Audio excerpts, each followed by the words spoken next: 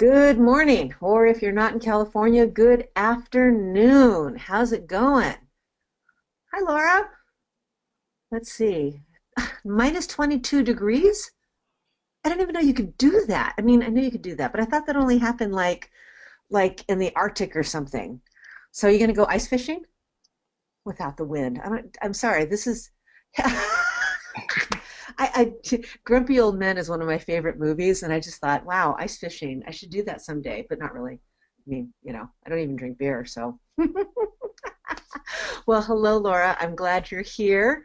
I see that there is a whole passel and bunch of people on besides my girlfriend. So, welcome everybody to the last workflow webinar of this particular series, where we've been taking one of the workflows from the DIGS series, the whole DIGS suite, and going through it in more detail so that you can get a sense of, I call it the crazy in my head, but what I've learned in conversations with so many of you over the last year and a half is that I must not be crazy, because a lot of you have the same fears and concerns, you have the same problems, and you have the same twitchiness about details and your customers being taken care of that I do.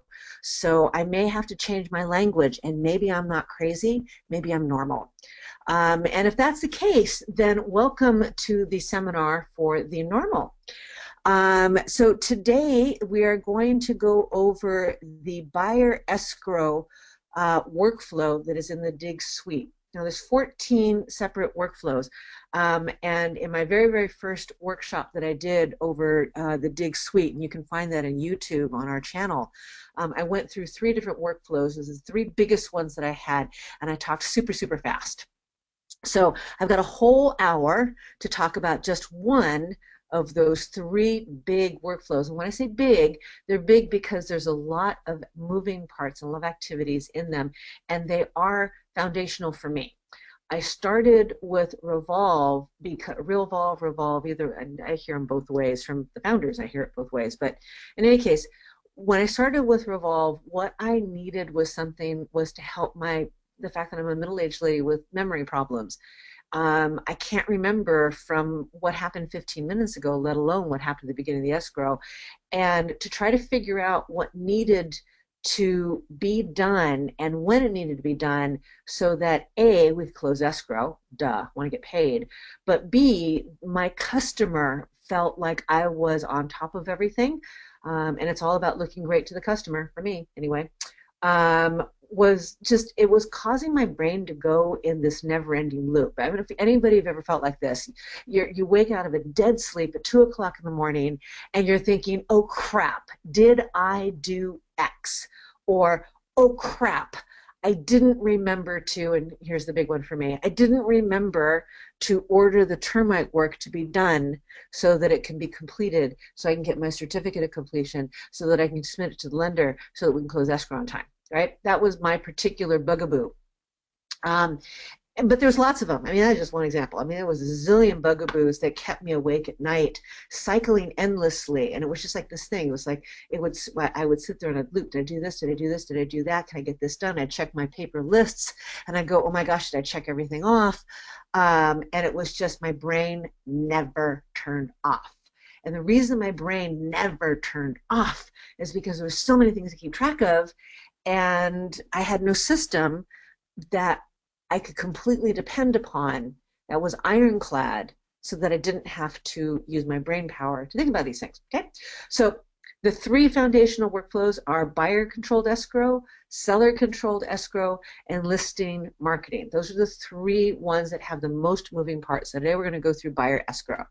All right, so this is what it looks like in my workflow editor. The DIGS buyer escrow. This is a transaction, not a contact, not a property.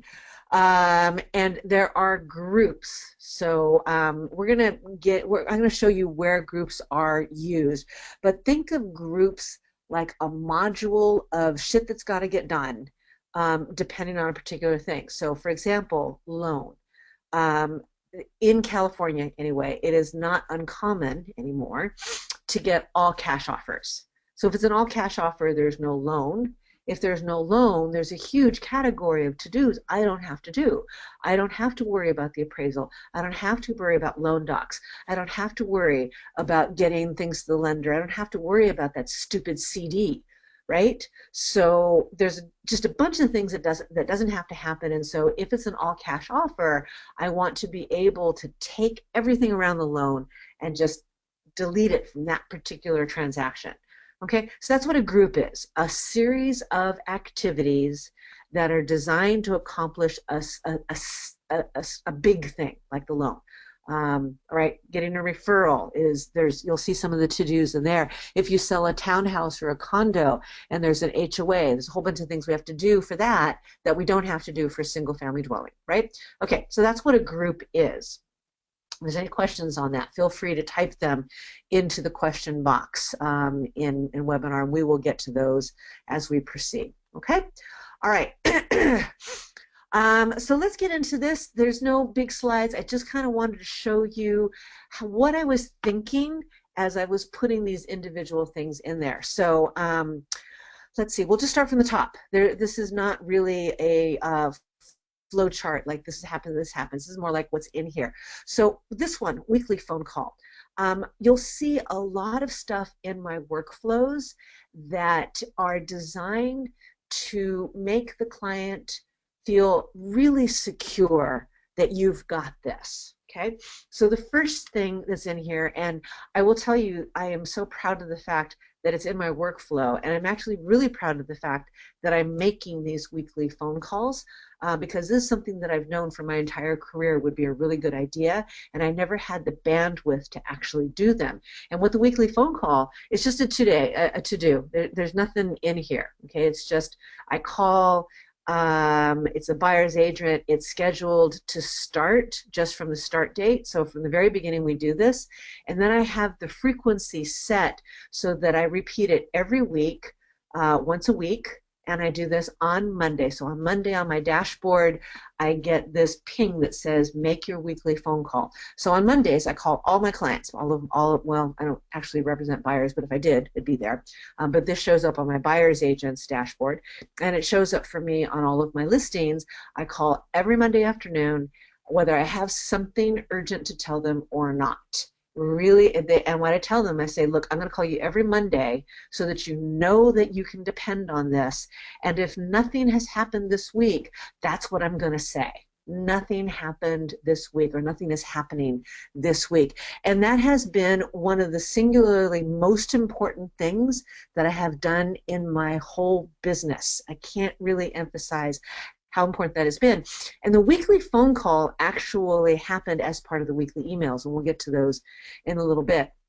So here's something around groups: agent referral, open escrow. All right, so this is under the heading of how you create more repeat and referral business, and this is also under the heading of when you have all of the important things codified in your workflow. It's an iron trap. Everything that you need to do to close escrow is in there. Now you can start adding what I call the flourishes. And the flourishes are the things that you know you should do, or you know if you did them, you're going to create more business for yourself. But you did it the one time you had that brilliant idea, and then you never did it again. Right? Maybe 5 years later you'll go, oh yeah, I did that 5 years ago. It was a great idea. Gee, I wonder why I never did it again. Well, it's because you've just got too much going on, right? So what does that look like? So when you get a referral from an agent, but this also works if you get a referral from your sphere of influence, you know that if you communicate with your referee, that makes them feel good. So right when I open escrow on a referral, because they gave me the referral, maybe they gave me the referral 6 months ago when we started working with a buyer, and they just now got into escrow. Your referrer, let's call him John. John doesn't necessarily know that Sarah, that he referred to, Sarah just opened escrow on the house of her dreams. So send a thank you and say, hey, John, I just want to let you know that your friend Sarah, just opened escrow on our dream house, and why don't you give her a call? In fact, I'll show you the letter here, BE021 Do not fuss at me on the letter, on the coding that I put on these emails. Seriously, this is just a way for me to find the letters so that they're all grouped together. I have just really don't fuss at me about this. Don't ask me what they mean. They don't mean anything. They're just code. That's it. All right. Open escrow agent referral. It's just saying, hey, the person you referred to me entered escrow on home.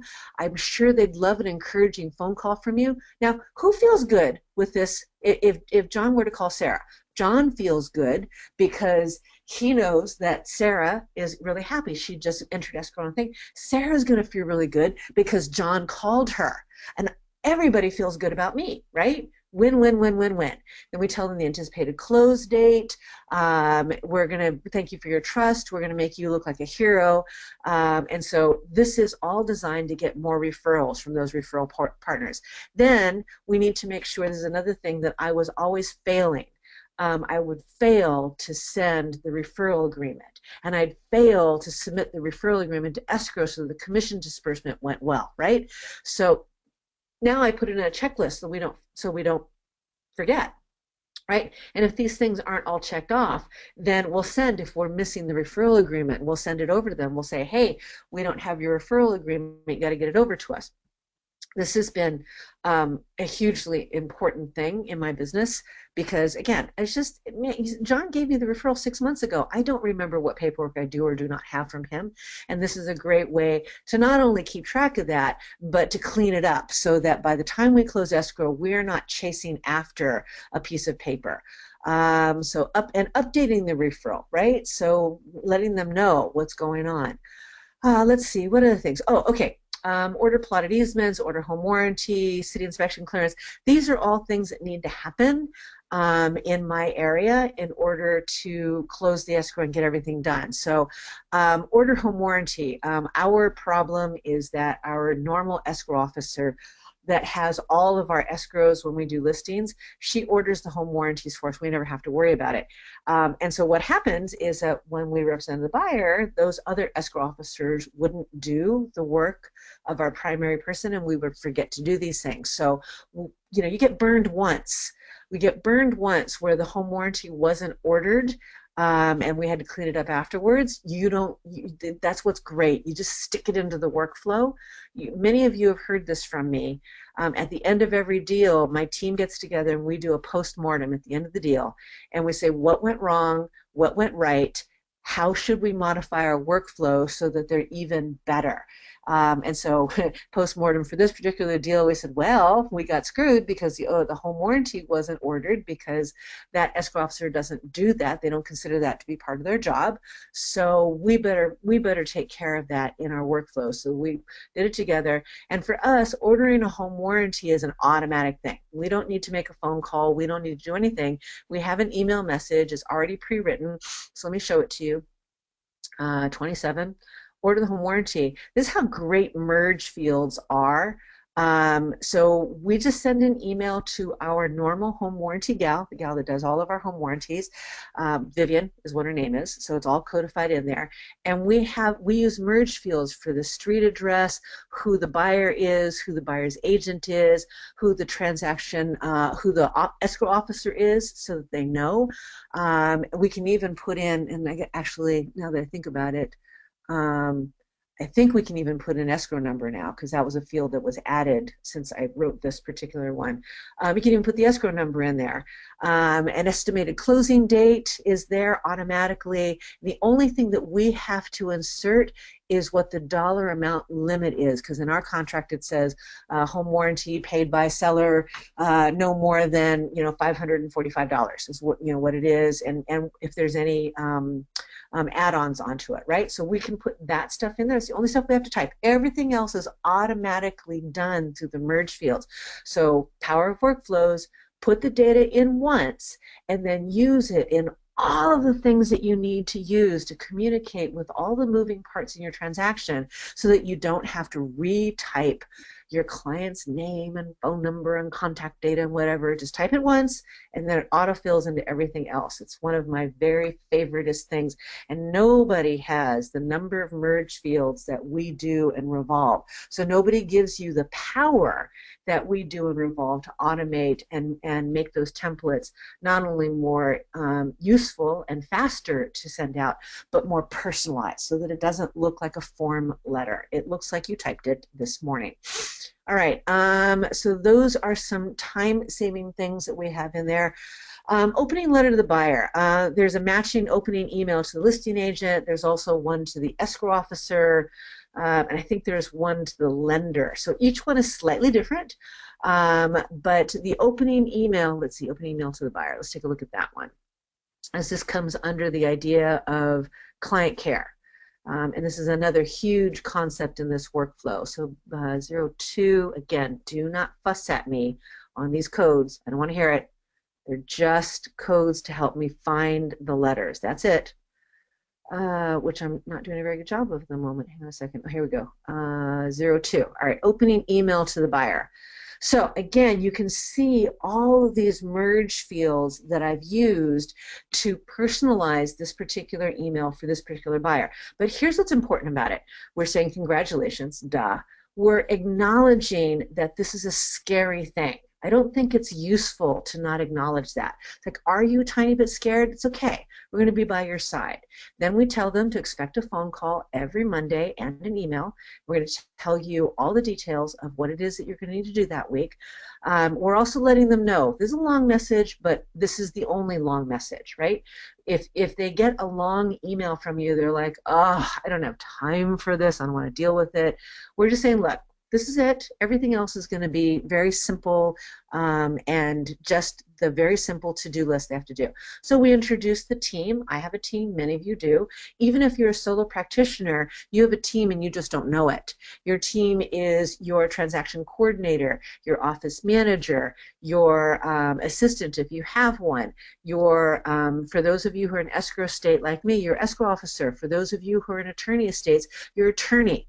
But this is your team, and they all have parts to play in this transaction, and your buyer needs to know who they are, they need to know what they're doing, and they also need to know how to contact them in case they call and they can't get a hold of you, because, newsflash, you all have a life. Okay, so in our case, we tell them who their agent is, if they didn't already know that, and contact information, if for some reason they didn't have that, who the transaction coordinator is, how to contact them, what they do. Our client services, that's our field rep, the person who will be there during their inspections, their lender, which, by the way, we put that into the transaction. Type it once. Maybe not even type it at all, because the lender is already in your system from a previous transaction. Then all you have to do is find them and drag them over into the deal. You don't even have to type it, you know, that time. Just type it once and use it over and over and over again. We're in escrow state, so who your escrow officer and how you get a hold of them, important deadlines and dates, and then this is the part that repeats. What happens this week? Here's what we're going to do. Here's what you're going to do, okay? And then in my particular letter, I have some closing remarks about how, you know, how we're taking care of them, how you can always expect a phone call. I took them out of the versions that I sold to you guys because I didn't want to commit you to things that you might not be willing or able to do. So you should take a look at these letters and personalize them for how you communicate and how you want to take care of your clients. Okay, so that's what the opening letter looks like. The one that goes to escrow doesn't have, you know, the stuff that they don't need to know about. It has copies of the documents. It has who the lender is. It has the contact information for the buyer because escrow needs that. Right, so it has the information that escrow needs and nothing more. Same thing to the lender. The lender doesn't need to know the same stuff that the escrow needs to know. They need to know different stuff. So we do that, okay? So that's add party members to the transaction. That's where we drag and drop. Let's see, inputting deadline. This is the email to the lender. So then there's things that need to get done, but there's no letter attached. It's just we want to make sure that they're checked off. Like, for example, arrange all inspections. That's super, super, like, beyond obvious for anybody who's sold like even one property, or any assistant that's been with you that sold like even one property, okay? But what if your assistant goes on vacation and somebody comes in, somebody else on your team or another agent, or God only knows who you might have come in to fill in the gap when your lead assistant goes on vacation. But if they go on vacation, and what if they go on vacation and for whatever reasons, your assistant in her note, she forgot to say, by the way, you've got to arrange for inspections on the sale of 1234 Main Street. Well, if you have it in the workflow and it's not, and you tell the person who's filling in, follow the breadcrumbs, just follow the breadcrumbs and do what it says, then that person will go, oh, I'm supposed to arrange all inspections. Cool. And hopefully you hired somebody who knows what that means. Uploading documents, confirming deadline dates is another to-do where we just want to make sure that we've got the right to-do dates because we calculate them, and sometimes we'll calculate them wrong. So we want to make sure that escrow is operating off the same dates we are. Let's see, confirming deposit. I'm going to find something fun here. This is an email, by the way. We have an earnest money deposit here in California that needs to be deposited in escrow 3 business days after the ratification of the contract.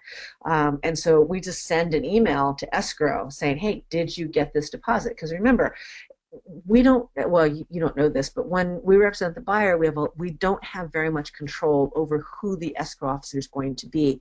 So we don't know how professional, we don't know what quality of service we're going to get from that escrow. And so our workflow is designed with the assumption that the escrow officer is not very service oriented. You know, we're just assuming that they're not going to help us with this transaction at all. We have to do it all ourselves. So concerning deposit. Now, some of you are solo practitioners. They're going, well, duh, of course you're going to call to confirm the deposit it is. You don't even have a contract until you have the deposit in escrow. You might be thinking that, but here's the truth. You do 10 or 20 escrows all at one time. This is the stuff that falls through the cracks, pretty much guaranteed. So having it in a workflow ensures that something that's really important but not really urgent will actually get done. And if you don't know why I'm emphasizing those words, please get yourself a copy of Getting Things Done by David Allen. Getting Things Done by David Allen. It's an absolutely seminal book on the art of organization and making sure that you have everything done that needs to be done. Okay, let's see what else is in here. Review. Let's see. Oh, here's a week 2. I just kind of want to show you again because I just think that this is so important to why my workflows really help my business.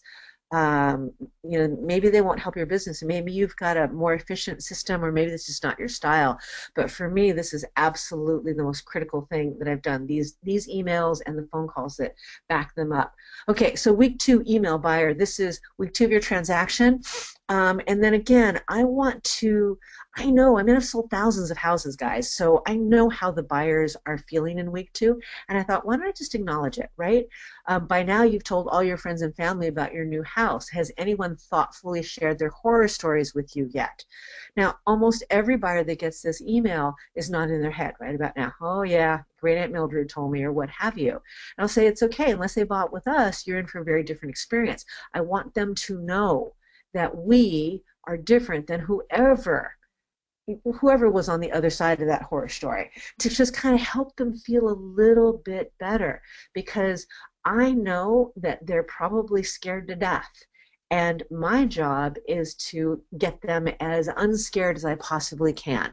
If anyone has heard my talk that I actually stole from Jed Carlson about our role is to be a Sherpa, it's a really good talk. It's about what our value proposition is. But I'm just telling them, you don't need to sweat the small stuff. We do that for you. You just need to breathe and focus on the big picture, which is moving into the house. So then we're telling them, here's what we're doing, here's what you're doing, okay? And it just brings all of the stress down. I've often marveled at the fact that many, many real estate agents have their phone ringing all day and all night. And a lot of those phone calls are from freaked out clients, which makes, in turn, the agent freaked out. And I know they're freaked out because I'm on the other end of the transaction from them, and they're screaming at me. And I'm like, dude, you know, slow your roll. You don't need to scream at me. We got our stuff covered, right? So they're screaming because their clients are screaming. And their clients are screaming because their clients are scared. And their clients are scared because nobody has told them what to expect. So I personally think this is the most important part of the Digs suite, is all of this stuff that I baked in and thought about from, like I said, a few decades of experience and a few thousand transactions, bringing all that experience into thinking about what will make the buyers feel like they are taken care of and to keep them from freaking out. And then I think I have, think about this. Yeah, okay. So the calls that my buyer's agents are making, I actually have them answer some questions that are based on the email. So the email goes out, this is what you're supposed to do.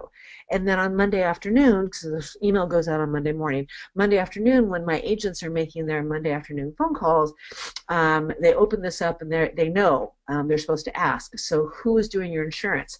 I can't even tell you how many times I've been bit by a buyer who it doesn't occur to them that they need to go shop for insurance. And then there's this mad dash scramble to find some State Farm agent who can get me an insurance binder in time to get my loan document signed, right? Okay, I actually have one on call on speed dial that can do it in hours, but that's beside the point. Before I had those resources, it was a big fire drill. And then also confirming the signing of escrow instructions, because that's what happens in the second week for us. So we want to find out, do you want to do that escrow? Do you want to do that here at our office? Do you want to go through it on your own and then just ask us questions, or do you want us to go through it line by line with you, either in person or on the phone? We just want to know. And by asking those questions ahead of time, because they're gonna get this huge packet from escrow, and they're going to sit there and go, now what the hell do I do with these documents?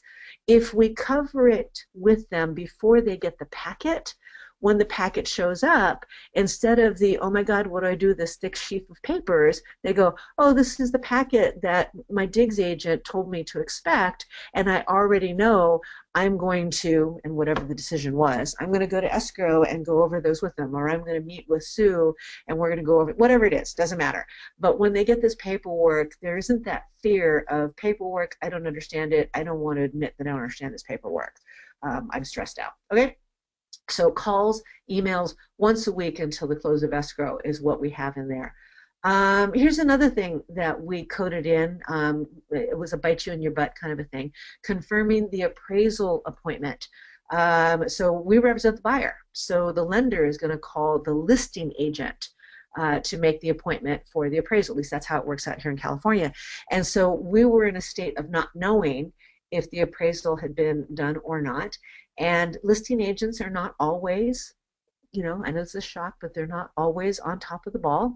And so we had a situation where I think it was a 4-week escrow. Week 3, we got a phone call from the listing agent going, we haven't been contacted for the appraisal. What's going on? And we're like, really?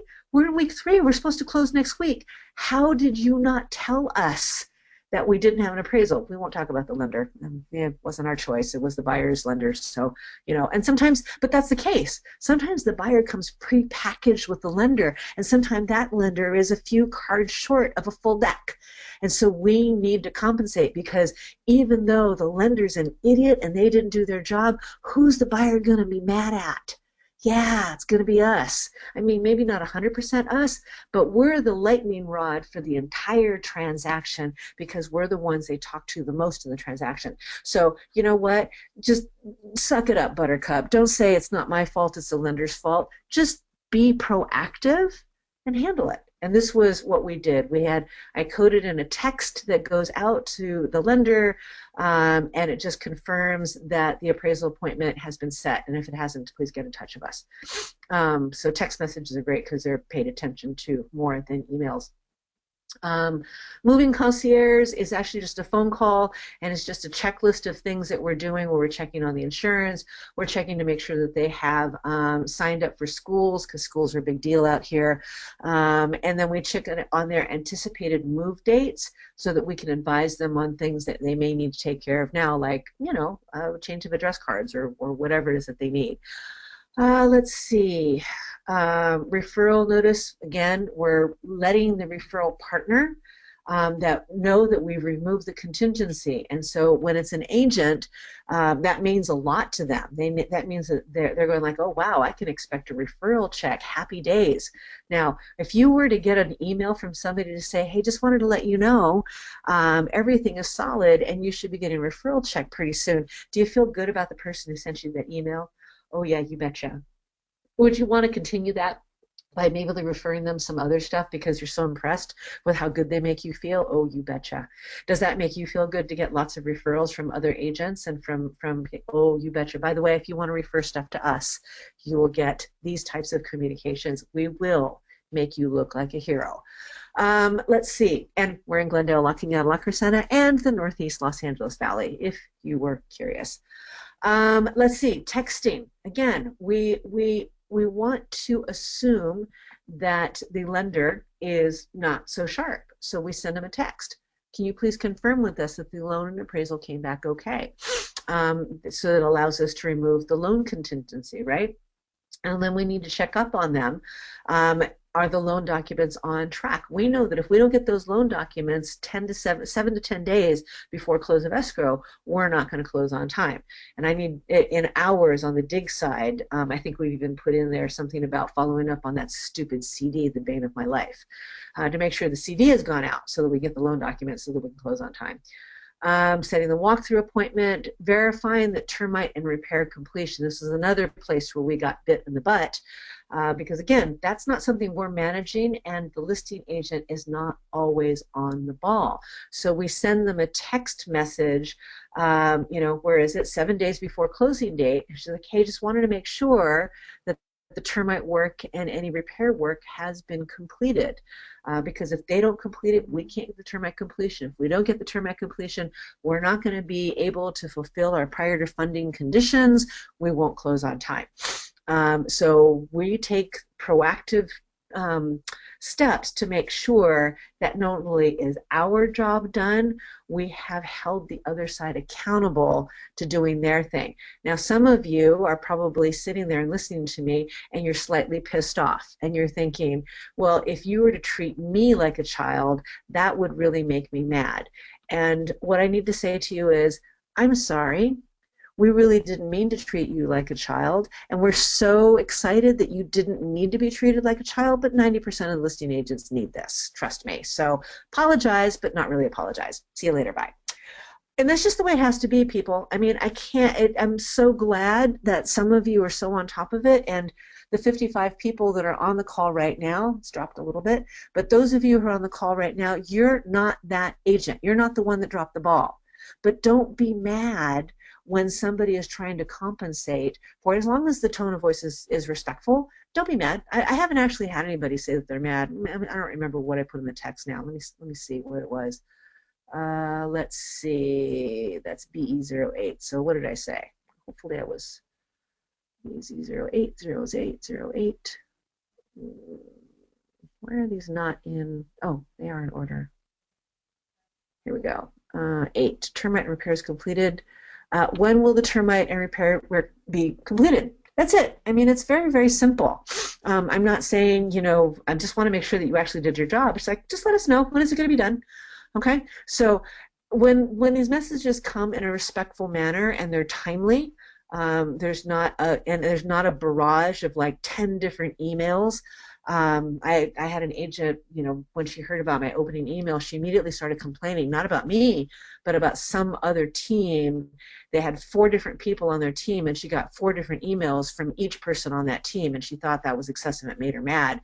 I think she was a little overboard to be mad, but I also think it was overboard to send 4 emails in one day from 4 different people on the team. That's a little excessive, right? So, but I think that if you were to send them, the other side is not going to be mad if you're just saying, hey, just wanted to find out what's going on. Okay? All right.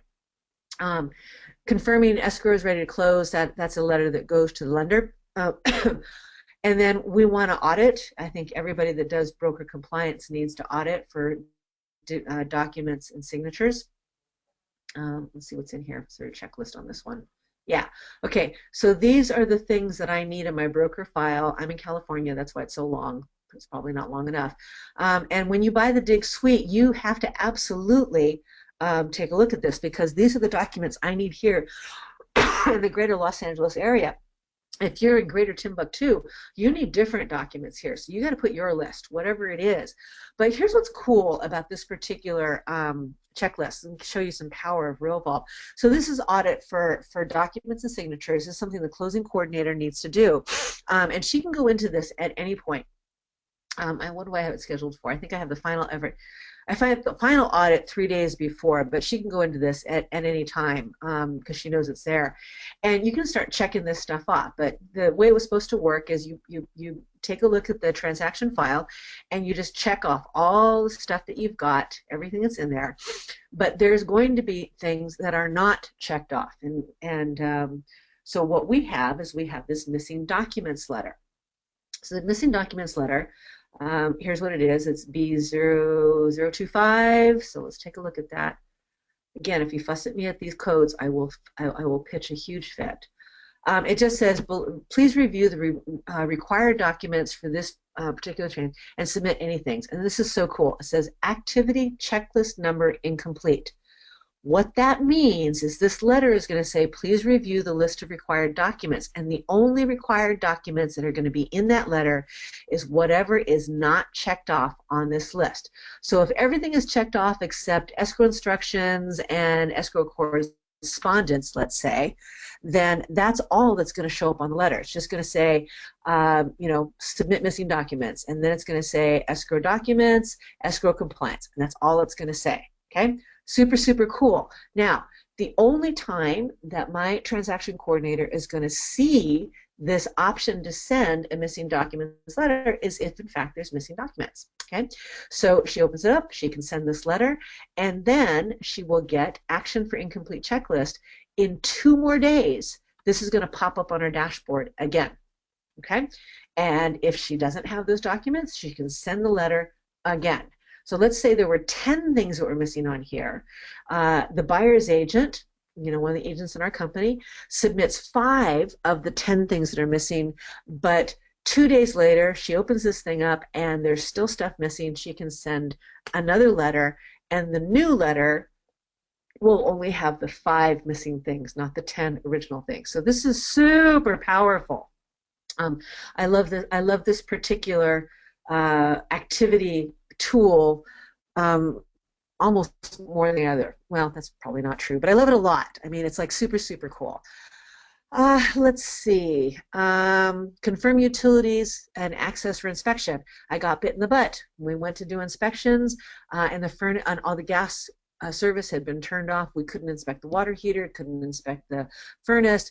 I think there was one other thing that was gas fired, and we couldn't inspect that either. And it took, had to call the gas company, it took another 7 days before we could go back and inspect, and we incurred an additional inspection fee, and then there was a big fight as to who, needed to pay for that inspection fee, and it was just a mess. So we put this in, confirm utilities access for inspection email, and it gets sent 3 days before the home inspection date. And isn't it great that we have these trigger dates? Nobody else has a trigger date of home inspection date. And I can send things based on the actual date that we're going to inspect the home. And this one I'm being sent on the day the inspection contingency is due. It's like, that is so awesome. Nobody else has that. So anyway, 3 days before the inspection date, we send this letter to the listing agent, say, hey, can you confirm the utilities are off and that we're going to have complete access? And haven't had a problem since then, although I'm sure I'm going to get a stupid head listing agent that won't read my email, but you can only do so much. Let's see, but we do make a phone, we do text them. It's like, we not only send an email, but we text them. And we have the option, by the way, we don't always send these things. If we're working with Miss On Top of It USA, all of these things we have the ability to review and edit before we send.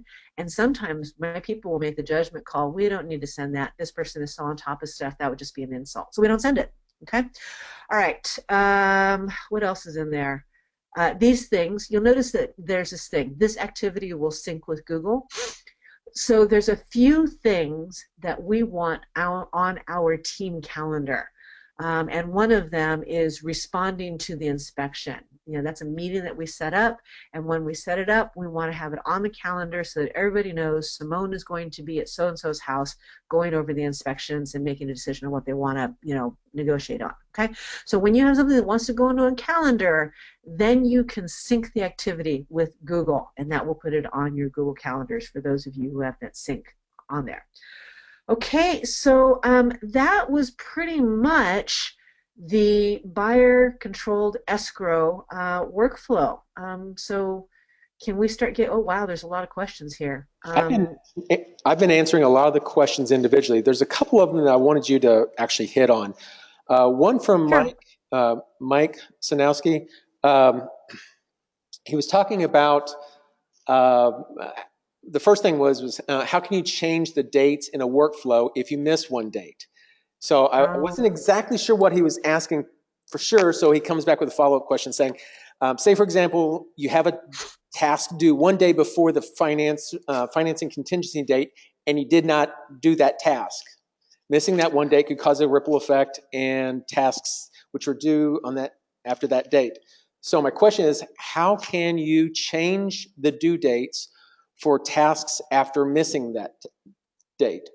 Now, well, actually, Mark, you might be better to answer that question than I am. What happens at Diggs is if we miss the date, it just doesn't get checked off. yeah, well, the thought there is, number one, whenever you're at your dashboard, you should see all the things that's there. You should be completing them. If you're not, shame on you.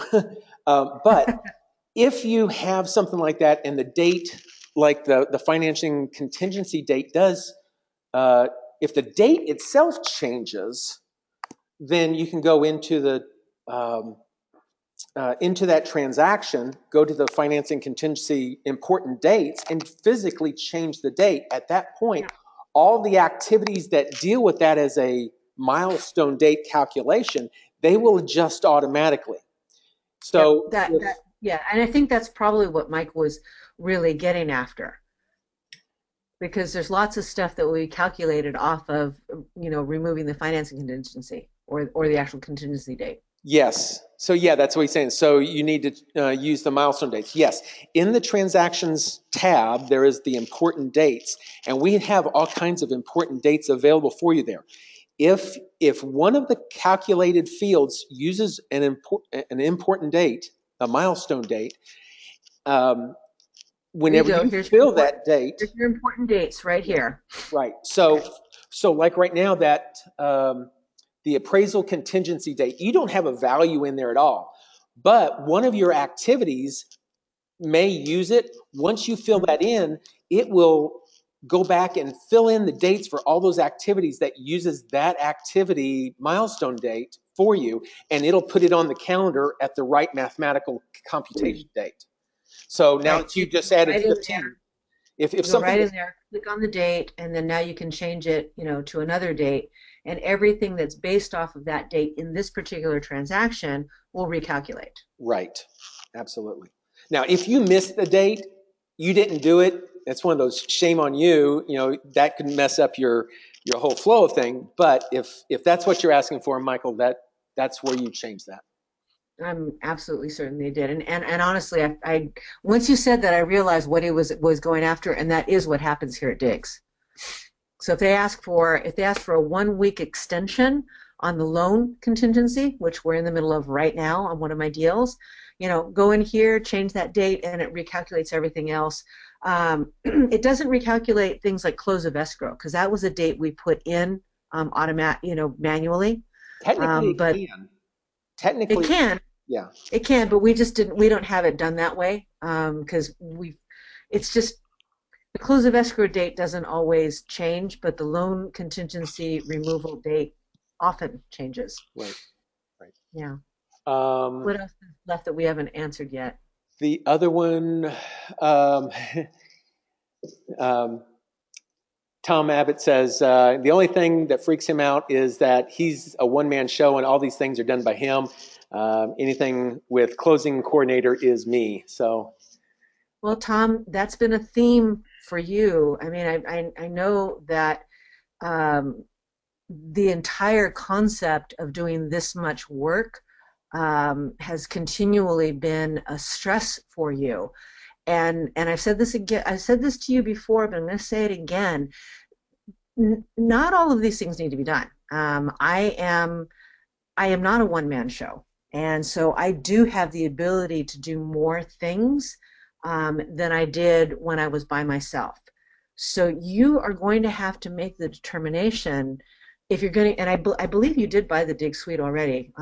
So because you have the Dig Suite and you're looking at it, you're going to have to make a decision on what you can physically do and what you physically can't. A lot of the flourishes that I put in there, maybe those are things that you just don't have the capacity to do. You need to set those aside. What I'd do is I would make a copy of, let's just say, the buyer escrow, and rename that copy, Tom's workflow, and then I would just delete all of the the emails and the follow-up phone calls, because that's just something you don't have the time to do. But most of the stuff, if not all of it, it was designed not to take more time, because it's already the time part of it, the writing the email, the thinking to get it done, that time has already been done. I already did it for you.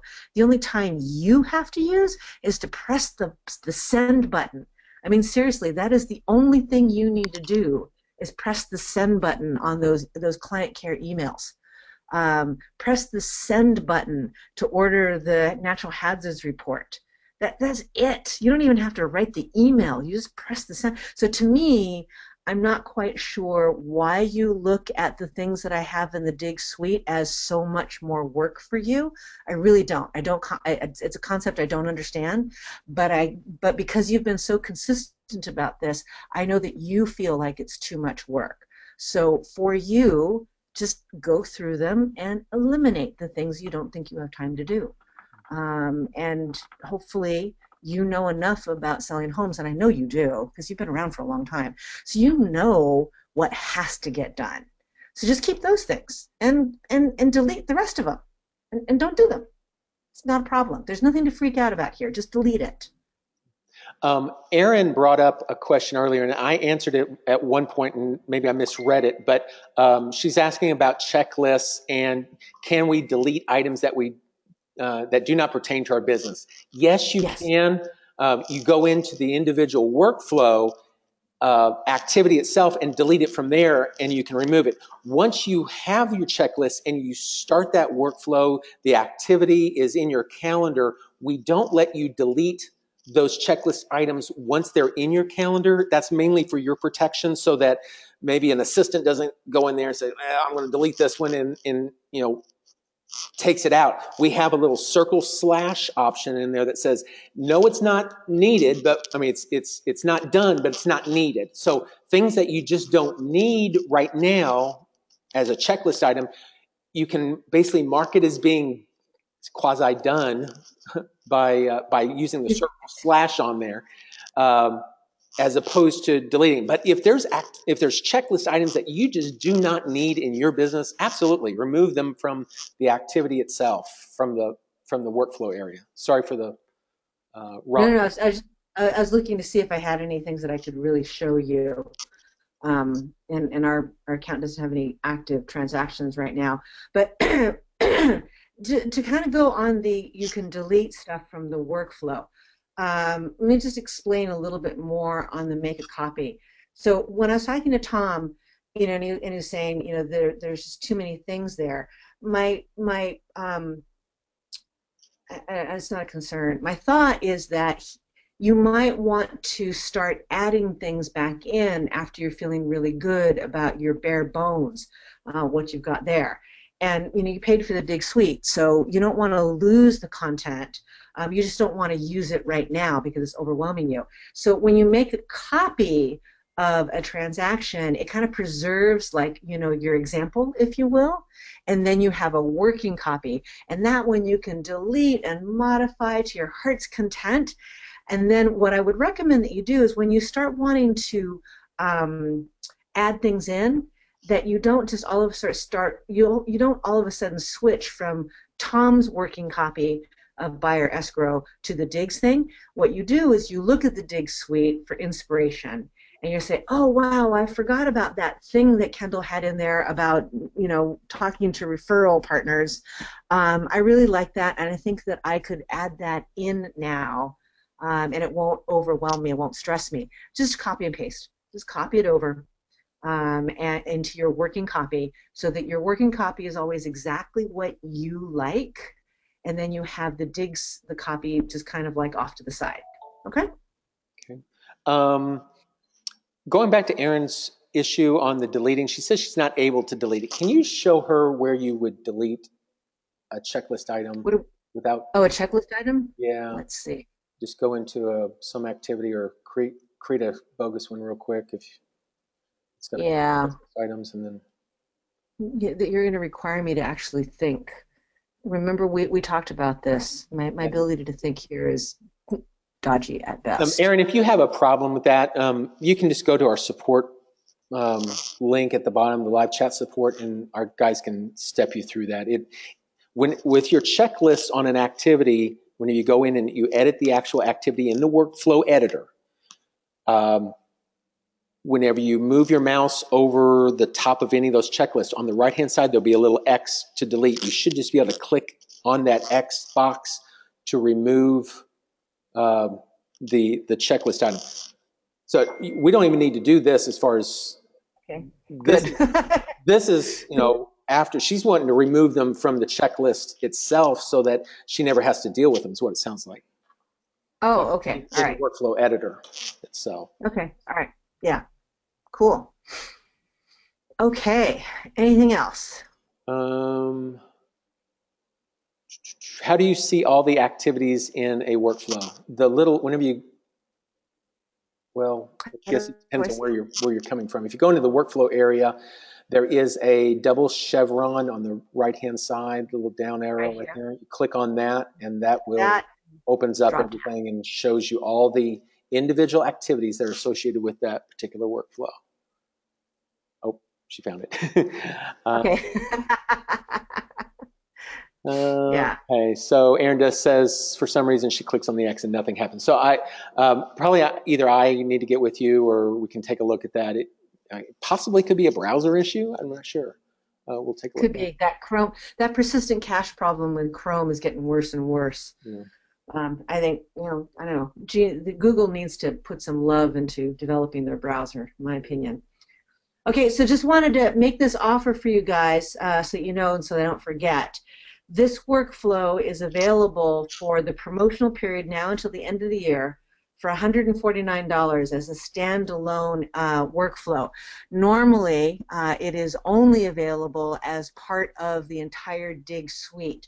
But for this particular promotion, and it's the last one of this series, we're selling it as a standalone workflow for $149. The reason we're doing this is because I'm very aware $600 is a lot of coin to drop on a set of workflows, especially if you're not entirely confident that these workflows reflect how you like to work. You're not sure that they're going to work in your particular area, Illinois, state of Illinois, I'm looking at you. You're not entirely confident that you really need this much detail in your business. And you want to see what's inside the Dig suite, and unfortunately, we just don't have a way for you to preview any workflow. It's just not, we just don't have that capacity. Maybe we will after we get the mobile done, but we don't have it now. And so this was a way for me to give you a low cost, low barrier to entry to take a look at what's going on, try it out. This is a very, very valuable workflow in my opinion. I believe that there is no way it will not make you money in terms of repeat and referral business. I just don't think there's any way.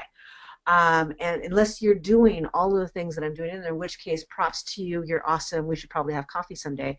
But for many of you, a lot of the things that are in my workflow are things that you do. Some of them, you do them now and again, you do them infrequently, but you don't do them with every single solitary escrow without fail. And we do. So 149 is what it costs for this particular workflow.